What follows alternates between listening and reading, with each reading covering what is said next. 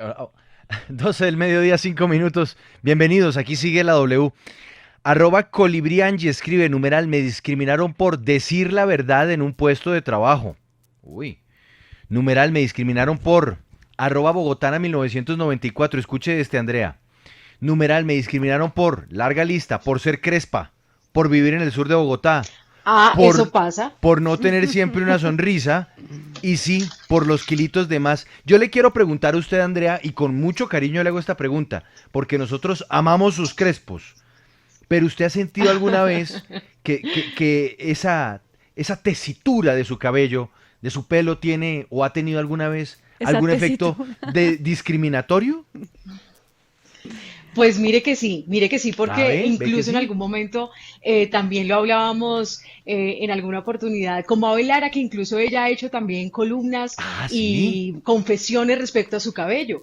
Es que siempre el prototipo, y sobre todo de una época para acá, era que todas las mujeres tenían que estar perfectamente alisadas su cabello y que el crespo se hace ver como algo descomplicado, pero en algunos momentos desordenado, que no corresponde a lo elegante. Entonces, créame que el cabello es un factor de discriminación muy importante y reconocerse como crespo incluso es una decisión que en un momento dice, no, pero es que yo no soy crespa, entonces pues también voy a lucir mi cabello así. Usted Sí sabe me que han discriminado por crespa. nosotros amamos sus crespos. Usted sabe que nosotros nos gustan sus Sí, los churumbelos. churumbelos. Mire, Gracias, gracias, gracias. le leo más comentarios. Esto está moviéndose, impresionante. Mire, arroba Víctor Guerra B2 escribe numeral, me discriminaron por ser gay.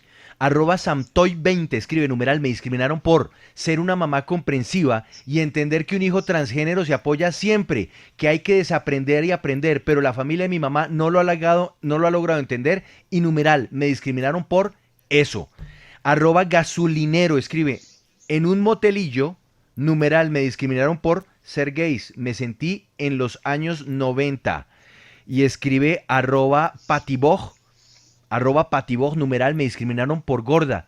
Una empresa aseguradora de un crédito de vehículo no me aseguró porque mi índice de masa corporal estaba elevado. Conseguí otro banco que me ha tratado como una ¿Qué? reina, bueno, por lo menos. Pero increíble, esa sí me parece increíble. Mire otro, arroba Imagínese Juanca usted. Spellman. Numeral, me discriminaron por mi música metálica pesada.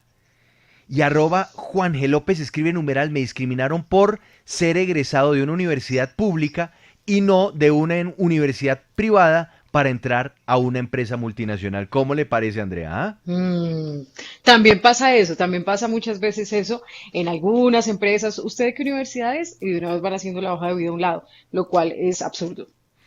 Le doy dos más, pero están llegando muchísimos mensajes. Ojo porque el tema de la discriminación y particularmente de la gordofobia lo vamos a tratar en una media horita cuando avancemos ya hayamos evacuado esto del acaparamiento de tierras en Colombia, que ahora Paola nos va a dar un vistazo al respecto y vamos a ir con invitados. Arroba Bimagoma S1. Escribe numeral, me discriminaron por ser taxista. Arroba Alejo Vázquez F. Numeral, me discriminaron por tener un problema médico en la columna. Arroba Fernand3498, numeral, me discriminaron por hablar siempre con la verdad. Y esta sí no la creo. Arroba la Redfish, numeral, me discriminaron por tener el pie grande en el colegio y por la estatura. ¿Ah?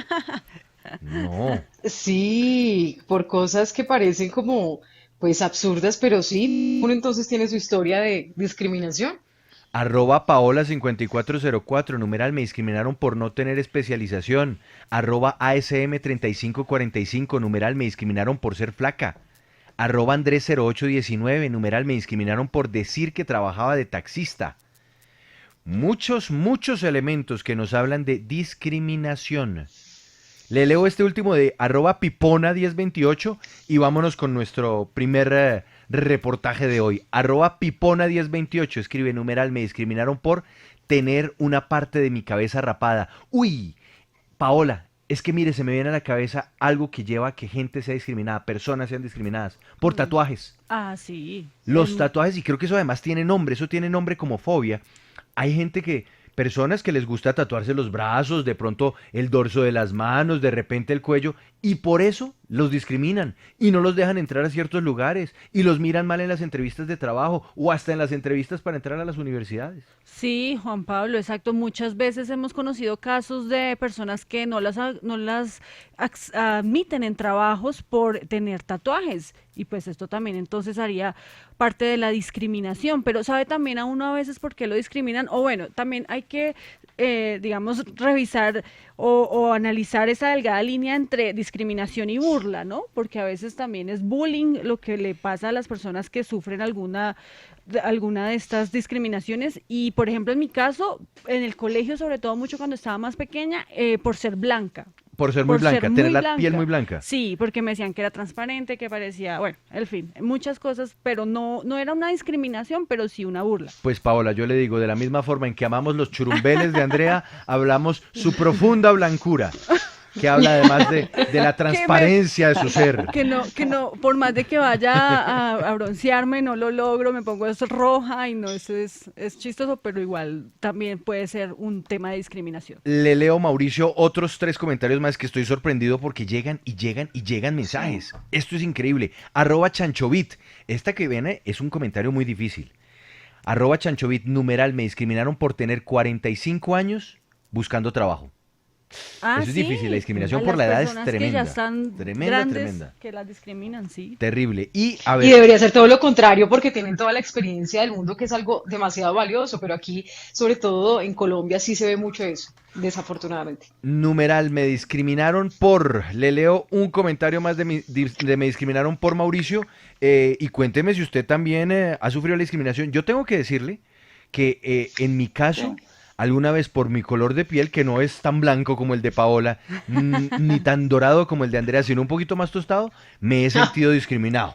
Mire, Y por la calvicie. no, la Sí. calvicie. Bueno, Sí. hay quienes discriminan a los calvos. Ojo, no sé, no, no, Sí. no, no, No, no es es un de sex chiste. appeal, No es de chiste. pero Hay sí quienes suele pasar. discriminan a los calvos, Andrea. @Erika8844. Numeral, me discriminaron por ser ojona en el colegio y dientona. Mauricio, ¿usted tiene escrito o historia, perdón, de discriminación? No, que recuerde, no. No, Hombre, no, no. Ay, qué afortunado. No, para ahora. afortunado, Mauricio. Sí, no, la verdad que yo ¿No? recuerde, Ni no. por ser ¿Para qué ni vamos a por decir ser de un mentiras? equipo de fútbol, por No, es nada. que eso ya es un riesgo meterse uno en otra barra donde no es bienvenido, no, mejor no. Bueno, Pero sí, Valjuanca no, o sea, no me recibe. nos vamos con el acaparamiento de tierras. Valjuanca, numeral, me discriminaron por de niño cuando vivía en un pueblo circunvecino por tener una perforación y escuchar metal. Dice que era una mala influencia. Bueno, es el momento de conectarse porque vamos a hablar de acaparamiento de tierras. Tenemos unos invitados que nos van a hablar de los empresarios que han sido condenados por esto, por acaparamiento, por apoderarse de terrenos que no les pertenecían. Conéctese. Bueno, Paola, Andrea, hablemos de la realidad del acaparamiento de tierras en Colombia. En Sigue la W, a esta hora nos vamos a adentrar en un tema que tiene tanto de largo como de ancho y creo yo, Andrea, es uno de los grandes pendientes del país con sus campesinos y uno de los grandes pendientes de muchos que se apoderaron de tierras de manera indebida, a veces sin saberlo, pero que a la larga tendrán que restituir.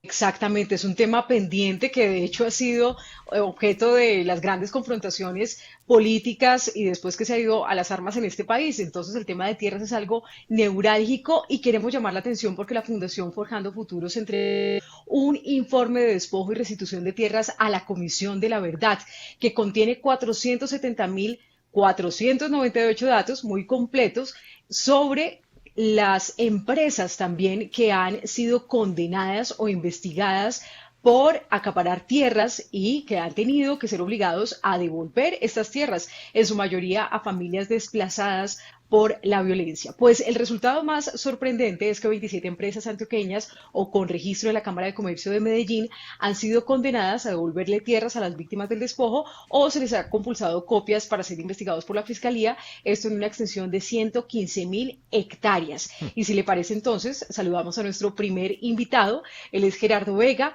es abogado, director de la Fundación Forjando Futuros, defensor de derechos humanos, especializado justamente en el tema de tierras. Gerardo, bienvenido aquí a Sigue la W.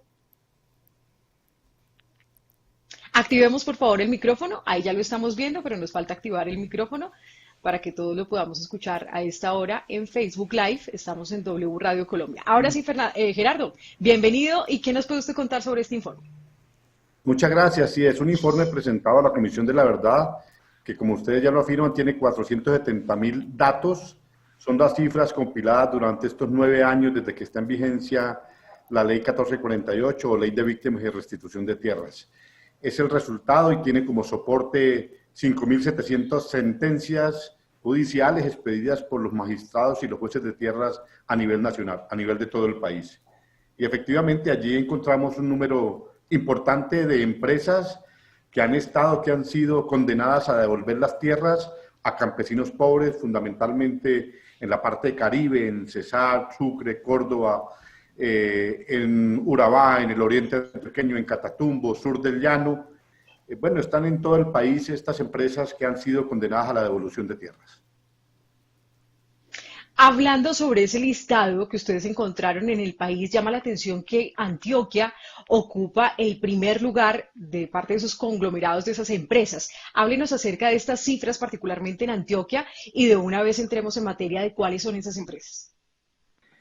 Sí, desafortunadamente para Antioquia, de ese número de empresas, 66, 27 de ellas son empresas antioqueñas y de lo que despojaron, de lo que participaron las empresas en el despojo de tierras, ellas participaron un 88% de ese despojo. Esas empresas, las principales serían, como está demostrado en las sentencias, son Cementos Argos, que tiene 14 sentencias en contra, condenada 14 veces a la devolución de tierras. Las que se agremian en Augura, Asociación de Bananeros, Univán, Banacol, Bananeros de Urabá, Agrícolas a la Palma S.A. También otras empresas de otro sector, Pacific Mines, que son extractivistas. La Continental Gold tiene registrado su cámara aquí en la Cámara de Medellín. Bueno, son empresas que están vinculadas a la agroindustria o al sector de extractivistas, de minería, y un sector más allá que son los bancos. ¿Cómo participaron los bancos? Los bancos participaron prestándole a despojadores o terceros que compraban tierras de personas desplazadas y que hoy las sentencias judiciales y los jueces no les reconocen la hipoteca. Anularon la hipoteca a los bancos, son 245 hipotecas que han sido anuladas a los bancos y les han devuelto la tierra a esos campesinos. Don Gerardo. Esos bancos son el Banco Agrario, Ajá, que absorbió a la Caja Agraria, el BBVA, que es un banco español que absorbe al Banco Ganadero, y también la Vivienda, que absorbe al Banco Cafetero. Esos son los grupos de empresas en el orden nacional. Las primeras que enumeré son las empresas antioqueñas. Don Gerardo, yo quisiera que usted nos ayudara dentro de usted nos menciona además unas empresas grandísimas, hablar de Argos, hablar de Continental Gold, de Augura, este gremio gigantesco de los bananeros, los bancos. Estas empresas llegan a estos terrenos, llegan a estas tierras como compradores de buena fe, que de repente llegaron y le compraron a un señor que tenía un terreno desde hacía 5 años, desde hacía 10 años, y por ende se consideraban tenedores de buena fe de esas tierras, o ellos de alguna manera conocían esa procedencia, esa tradición de los bienes de los que se apoderaron. Los jueces han señalado que eran hechos notorios, públicos, de violencia generalizada, por ejemplo en Montes de María, en Urabá, en el oriente antioqueño, en Catatumbo, eran hechos públicos, no eran desconocidos para ningún ciudadano ni para ninguna empresa. Así que allí no puede alegarse una buena fe exenta de culpa. Hay una responsabilidad de esas empresas, no tuvieron el suficiente cuidado, la debida diligencia para recibir en garantía, por ejemplo, los bancos le prestaban a terceros y recibían en garantía con hipoteca esas tierras. Pues el giro ordinario de los bancos es prestar dinero. Nadie sabe mejor que un banco que recibe en garantía un predio y lo recibía de bienes de personas desplazadas, despojadas, donde había violencia. Esos bienes pues estaban siendo acumulados por los bancos en este caso. En el caso de Argos, por ejemplo, los jueces han señalado en las sentencias que allí hubo un entramado jurídico, así lo llaman los jueces, un entramado jurídico Quiere decir que creaban otras empresas o fideicomisos para pasar por manos de terceros primero los bienes y luego a los 2 meses llegaban a la empresa Argus. Así se ha presentado en muchas partes. En el caso de las mineras, por ejemplo, eran violencia generalizada en grandes territorios, Jiguamandó, Curvarado, 50.000 hectáreas. Pues allí lo que había era un enfrentamiento muy fuerte entre paramilitares, el propio ejército del Estado colombiano y las guerrillas, y se aprovecharon del desplazamiento de la gente para adquirir esos títulos de exploración y explotación minera. Hoy los jueces no les reconocen esas garantías a esas empresas. Son patrones de comportamiento permanentes, repetitivos, constantes, que se han presentado en el despojo. En la parte de la agroindustria, fundamentalmente, ha sido más directa la violencia, o vende usted, o le compramos a la viuda, o firman documentos en blanco, o promesas de compraventa, o falsificaciones de resoluciones de INCORA, INCODER. Todos esos tipos de patrones se presentaron en el despojo. Sí, ya que usted menciona el INCODER, yo quiero preguntarle, bueno, toda esta información tiene que ver específicamente con el despojo ilegal de tierras, pero hablemos de la apropiación de baldíos de la nación por parte de las empresas. ¿Qué encontró el informe o la investigación que ustedes están haciendo sobre el tema de empresas que están ubicadas o que tienen en este momento predios que son de la nación y que no los han devuelto y que además pues se los apropiaron ilegalmente?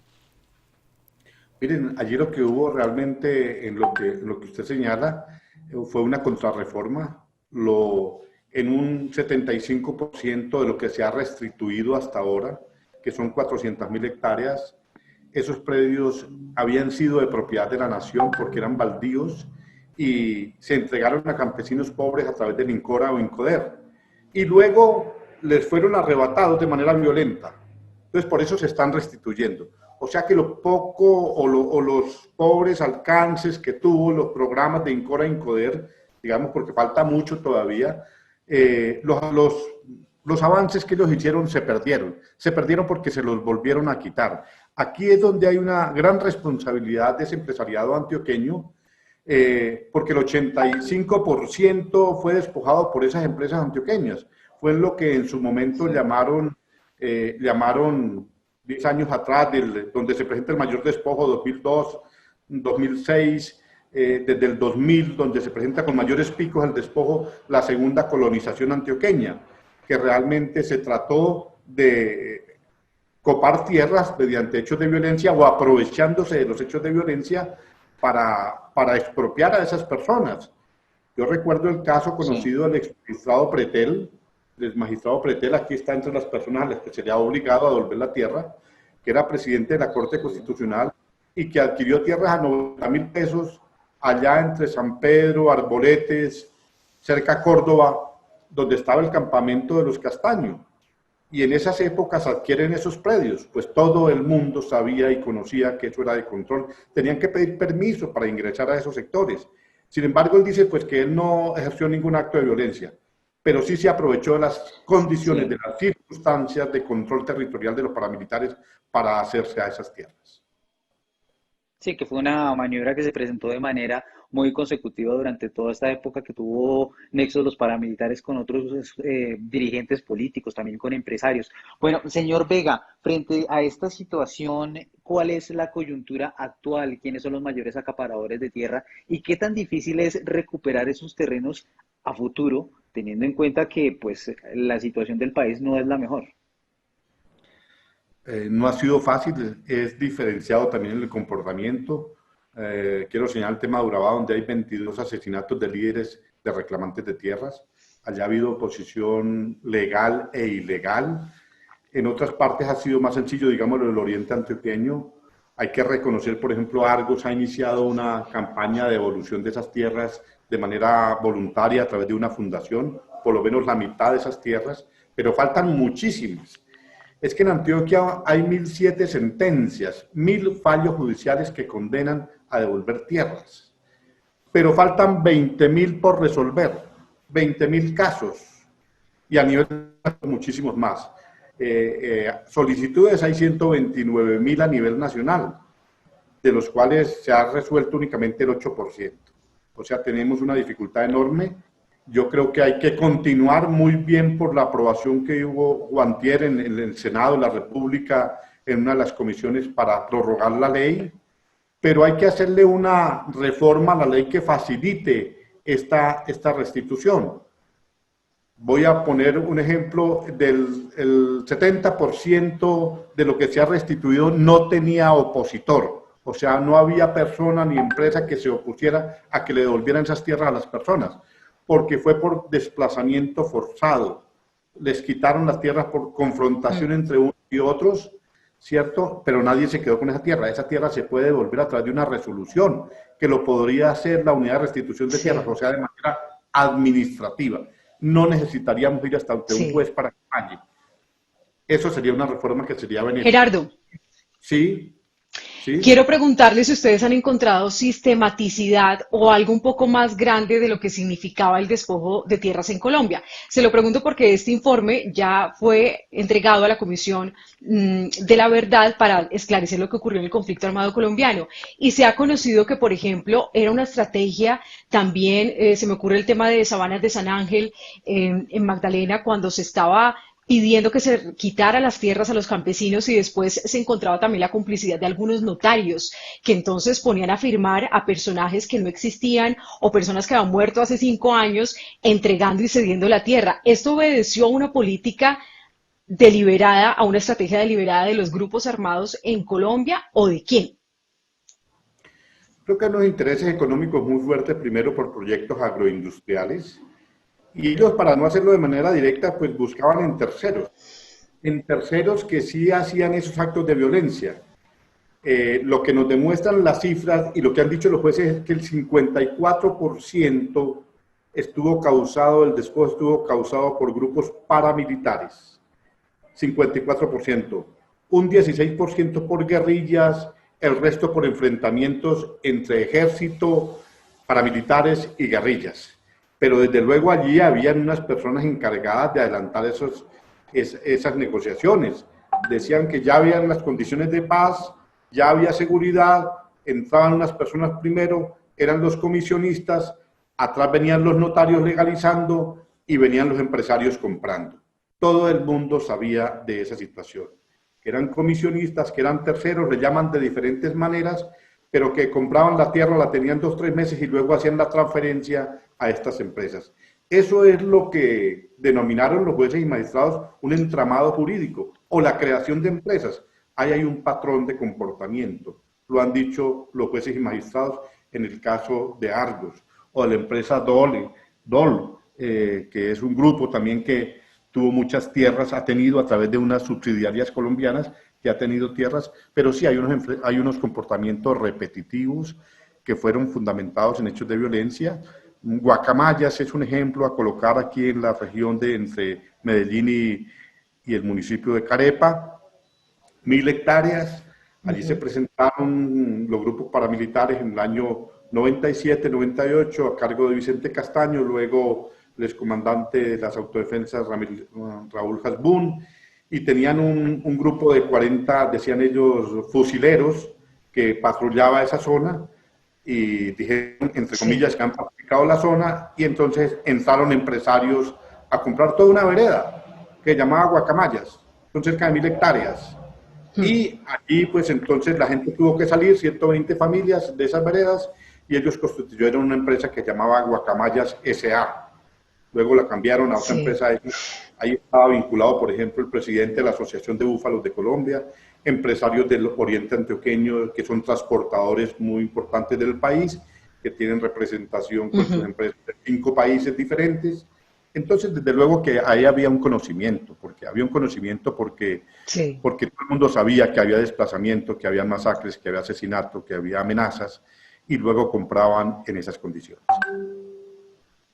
Pues Gerardo Vega, director de la Fundación Forjando Futuros, gracias por este informe. Por supuesto, aquí no queremos satanizar entonces a todos los empresarios, pero sí hay una realidad que es necesario mostrarle, como usted nos ha dicho, también los jueces han reconocido esto y algunos empresarios están en esta tarea. Gracias por estar con nosotros aquí en Sigue la W. Sí, permítame decir simplemente que también comparto, no son todos los empresarios, hay empresariado decente, esto que trabaja por generar empleo y riqueza que al país le sirve. Nosotros compartimos plenamente esa apreciación estamos demostrando es de esos empresarios que se le valieron de la violencia para acumular y enriquecerse valiéndose de la violencia. Muchas gracias a ustedes. Gracias, don Gerardo. Bueno, es muy importante aquí, Paola, hacer la diferenciación. Una cosa es el despojo de tierras, otra cosa es la apropiación también de las tierras que son baldíos de la nación, que es lo que vamos a abordar ahora. Sí. El despojo de tierras, como bien nos lo explicó don Gerardo, viene de la mano de desplazamiento, viene de la mano de presiones armadas, viene de la mano de unos elementos que además demuestran y son parte de la esencia violenta y horrorosa y condenable de la historia de la guerra de nuestro país. Pero, por otro lado, está algo que debe ser igualmente indignante y escandaloso, porque es particulares, ya sean empresarios, ya sean grandes terratenientes, ya sean, bueno, incluso políticos, ahorita Mauricio nos va a contar una historia de eso, que terminan apropiándose de tierras que son de la nación, que son tierras de todos los colombianos, y encuentran la estrategia, Paola, para quedarse con esos tierras y titularizarlas a su nombre. Sí, porque digamos las han explotado económicamente por mucho tiempo y entonces alegan ante los jueces y ante la Agencia Nacional de Tierras que las pueden tener. Eso se llama demanda de pertenencia. Si no estoy mal, es la figura que se utiliza para poder hacerse a la propiedad de un predio que es baldío de la nación. Esto fue, por ejemplo, lo que pasó en el caso de la señora Lina Moreno, que es la esposa del expresidente Álvaro Uribe y que se ha conocido en las últimas horas a través del medio de comunicación Vorágine, que ha denunciado pues que ella está en un proceso de una demanda para que le adjudiquen un predio que es baldío. El problema es ese, Juan Pablo, que se está definiendo en este momento si es baldío o no es baldío, y eso ¿quién lo tiene que hacer? La Agencia Nacional de Tierras, y nosotros les hemos consultado qué pasó con ese proceso y pues ellos nos dicen que encontraron que efectivamente sí se les hizo parte de este proceso, esta demanda, y que en respuesta la agencia a través de la Subdirección de Gestión Jurídica de Tierras requirió al juez la escritura 88 del año 1960 para iniciar el estudio. ¿El estudio de qué?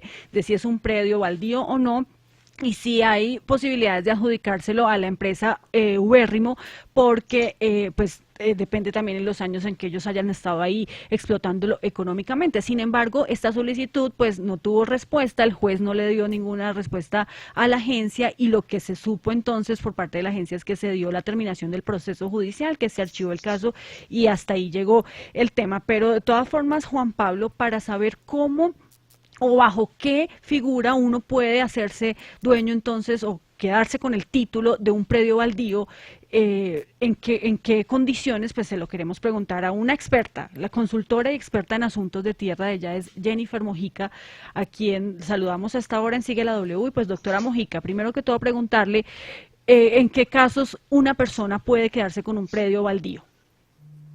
Bueno, esa aclaración que ustedes hacen es importante porque en los temas territoriales pues hay casos que se dieron con violencia y otros sin violencia. Frente al tema de los baldíos, desde 1800 en Colombia los baldíos han sido protegidos como bienes públicos que son imprescriptibles, inembargables e inajenables. ¿Esto por qué? Porque es patrimonio de la nación y porque tiene una destinación específica. Desde la Constitución del 86 y en la Constitución actual del 91, la destinación de esos baldíos es que se dirijan a poblaciones campesinas, indígenas y afro principalmente, porque son pobladores rurales que necesitan de la tierra y de ese recurso finito que es la tierra para poder vivir, para poder tener un proyecto de vida, para poder sacar adelante sus principios de dignidad humana y demás, que son obligaciones del Estado. Entonces, por Constitución, los baldíos solamente pueden adjudicarse a estas personas y en las leyes se regulan cuáles son los requisitos. Por ejemplo, en la ley 160 de 1994, que es la ley de reforma agraria, se describieron cuáles eran los requisitos para que las poblaciones indígenas, afros, las afros las define otra ley que es la ley 70 de 1993, pero también se definen cuáles son esos requisitos y dentro de esos, pues el principal es que sea poblaciones rurales que dependen de la realización de actividades del agro y que sean población campesina en donde el Estado tiene el deber de garantizarles cada vez más la posibilidad de acceso a tierras. Doctora Jennifer, ¿cuáles son las estrategias, las estratagemas que han utilizado aquí en Colombia algunos pilluelos para acaparar, para quedarse con tierras que son baldíos de la nación?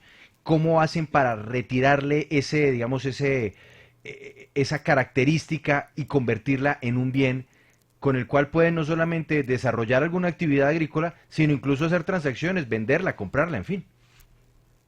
Bueno, estrategias hay muchas.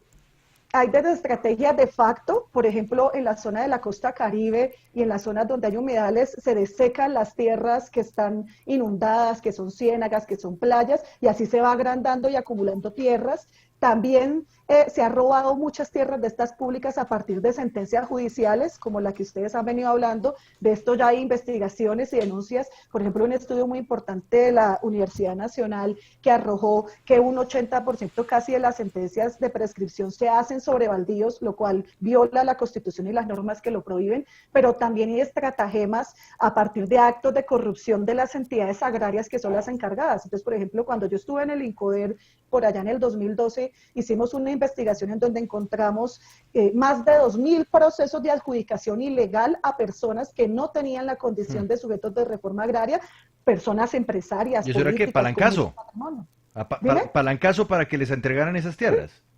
Sí, para el caso se viola la ley, se hacen Imagínese. falsedades, fraudes, pero también encontramos que hay acumulaciones que se hacen ya después con otras estrategias, como por ejemplo el caso del escándalo de los baldíos de la Altillanura. Usted ahorita preguntaba sobre acaparamiento y yo le doy las cifras. La Contraloría encontró que más de 100.000 hectáreas de tierra, o sea, 100.000 hectáreas de tierra es demasiada tierra, en la Altillanura, entre Bichada y Meta, habían sido acaparadas por 14 personas, entre empresas y personas naturales, muchos de ellos políticos, te las menciono, por ejemplo, Río Paila Castilla, el Grupo Sarmiento Angulo, Corfi Colombiana, Alejandro Santo Domingo, Familia Eder a través de Manuelita, Mónica Semillas, Cargill, que son multinacionales, el caso del Brasil, que involucra a la Facenda, Carlos Cafruni, reforestadora Timberland, Indupalma, Poligrop, etcétera, etcétera. O sea, que se apropiaron a partir de estratagemas jurídicos. Allí estuvo involucrado, por ejemplo,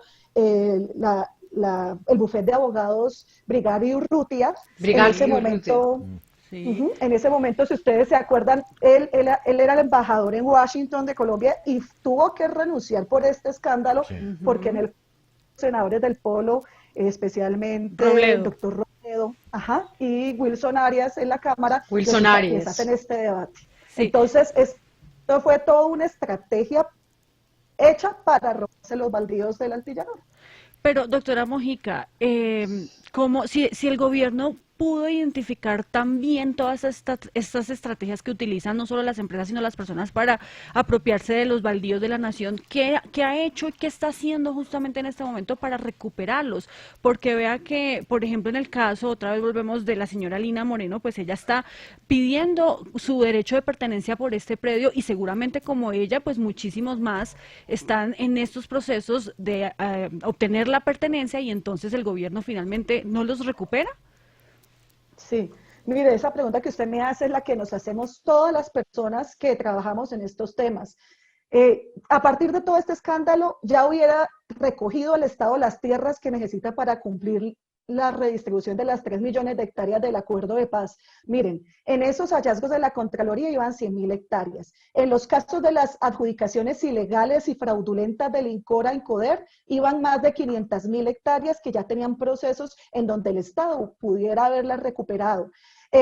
Hay casos en donde ya hay condenas hasta en sede de fiscalía. Hay un montón de investigaciones que la fiscalía ha llevado en donde han sido condenados personas naturales y hasta funcionarios o exfuncionarios. Por ejemplo, el último es ahorita hace poco, el de unos casos de una ciénaga en Sucre, Amanzaguapo, donde condenaron a 2 exdirectivos del INCODER, la Cutir Dangond, por ejemplo.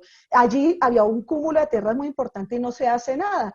Y por este caso del tema de prescripciones, pues también hay demasiados casos. El último conocido fue el del representante de la Cámara, Gustavo Londoño, del Centro Democrático, quien también se había hecho una tierra muy importante a través de prescripciones. Por esto, en la Corte desde el 2014, la Corte Constitucional se vienen dando órdenes al gobierno, en particular a la Agencia Nacional de Tierras hoy en día, para que adelante un plan. Primero, de hacer un inventario de baldíos, porque el problema es que el Estado es dueño de un montón de tierras que no sabe ni cuáles son ni dónde están y por ende deja que cualquiera se haga con ellas. Entonces, la Corte del 2014 le ha ordenado a la agencia, oiga, identifique y recupere los baldíos. Y hasta el momento de hoy, la agencia no lo ha hecho, no ha sido posible. Y por el contrario, lo que quiere es terminar de legalizar el despojo de esos baldíos. 6 años y no han hecho el inventario. Increíble. Doctora Jennifer, gracias por estos minutos en Sigue la W, gracias por acompañarnos a tocar este tema. Bueno, pero yo no me puedo ir sin dar una cuña porque ustedes los escuchan muchas personas. Les estaba contando, la Agencia Nacional de Tierras a puerta cerrada y en una resolución abiertamente ilegal está planteando entregarle las titulaciones de esos baldíos a las empresas, sin límite de extensiones, sin ningunos requisitos, de verdad entregar a dedo. O sea, quiere legalizar todo esto de lo que hemos venido hablando y hay plazo hasta el próximo jueves para que a través del portal de la Agencia Nacional de Tierras todas las personas que quieran puedan opinar. Ojalá lleguen denuncias de casos en donde se han dado este tipo de violaciones, ojalá los órganos de control, la Contraloría, la Procuraduría, la Defensoría, que ya se han pronunciado antes, lo hagan, porque esto realmente es el colmo en donde que la agencia, en lugar de cumplir su función, antes se confabule para seguir regalándole los baldíos, que son patrimonio público imprescriptible y que debería ser orientado a las poblaciones campesinas y al cumplimiento del acuerdo de paz. Bueno, pues insistiremos en buscar una respuesta de la Agencia Nacional de Tierras, muy importante esto. Jennifer Mojica, muchas gracias por estar con nosotros en Sigue la W. No, muchas gracias a ustedes. Este tema es delicadísimo. Mauricio, permítame porque tengo que irme a Hacienda Santa Bárbara porque aunque usted y Paola y yo estuvimos allí ayer, todavía hay gasolina. ¿Y gasolina para qué? Para salir, para animarnos y para vivir una Bogotá a cielo abierto. ¿Y sabe hoy quién se pegó la rodadita? La rodadita la pegó Diana, Diana Gil. Diana, ¿qué hubo? Juan Pablo. Diana, ¿qué hubo? ¿En dónde está en Hacienda? ¿Ahí en la plazoletica sobre la carrera séptima? Ahí mismo, acá mismo estamos en esta plazoleta. ¿Qué tal bueno. esto tan espectacular? Hágame el favor, Juan Pablo, ¿ah? No, qué maravilla. Y el sol está rico, ¿no? El clima está lindo, el cielo está perfecto. Ya se pegó una pasada por ese restaurante marino, ¿cómo es que se llama, Paola? Deleite. El Deleite Marino que está ahí, lo tiene usted Les a la derecha, recomiendo mírelo. los Ok, patacones con suero costeño, Está Diana. rico. Ok. Asómese por el Deleite Marino, mire que al frente Sí, tiene ya lo vi. comida árabe. Qué tiene- delicia. No, es que el menú está buenísimo y está Es rico que hay de irse a todo. disfrutar Hacienda y Usaquén a cielo abierto, ¿no? A cielo abierto. Y definitivamente los cielos se abrieron por estos días porque, como usted bien lo dice,